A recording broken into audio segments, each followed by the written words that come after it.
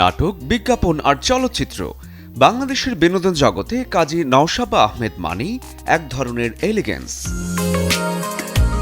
এই স্টাইল কিন্তু ক্যামেরা দিয়ে শুরু হয়নি, এটা শুরু হয় তার প্রতিদিনের রুটিনে। তার সকাল মানেই মিনিমাল। অভিনেত্রীর মতে ভালো স্টাইলের শুরু হয় স্বচ্ছ ত্বক আর ক্লিয়ার মাইন্ড থেকে। আমি একেবারেই সকালটা শুরু করি ভাত দিয়ে, ভাত, ঘি, ডিম, ভর্তা দিয়ে।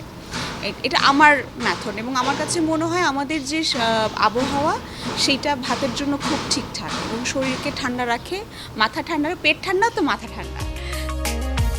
নতুন এবং ফিরে আসা গ্রাহকদের জন্য নগদে চলছে ক্যাশব্যাক সহ প্রতিদিন হাজারো উপহার জেতার সুযোগ। হবে আশা আর ফেরা, সারপ্রাইজ সেরা।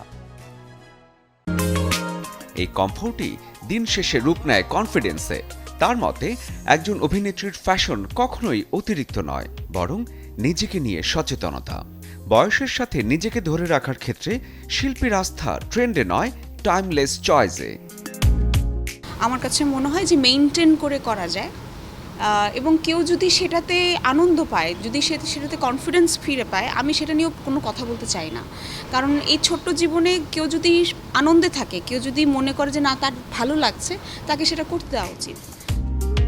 স্কিন কেয়ার, স্লিপ আর সিম্পল স্টাইলিং, এই তিনেই তৈরি হয় তার সিগনেচার লুক, যেটা আবারও মনে করিয়ে দেয় ফ্যাশন মানে চাপ নয়, ফ্যাশন মানেই যত্ন। শরীফুল হক, চ্যানেল 24।